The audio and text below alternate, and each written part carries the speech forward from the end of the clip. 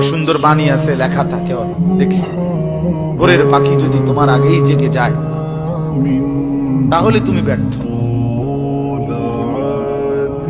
ভোরের পাখি যদি তোমার আগেই উঠে যায় তুমি ব্যর্থ।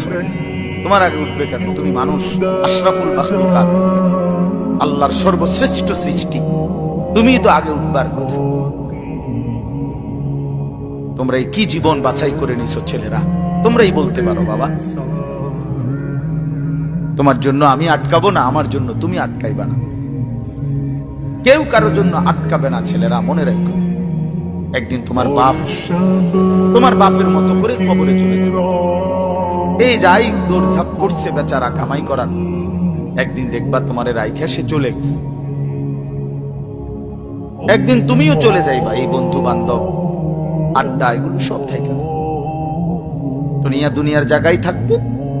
তুমি মরবা যেদিন, আমি মরবো যেদিন, সেদিনও সূর্য উঠবে, চাঁদ উঠবে, পৃথিবীর এই ব্যস্ততা থাকবে, মানুষের দৌড়ঝাঁপ থাকবে, দোকানপাট সব খুলবে, বাজার ব্যবসা চলবে, শুধু আমি নাই।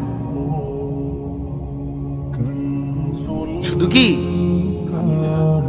আর সবই কি স্বার্থপর দুনিয়া।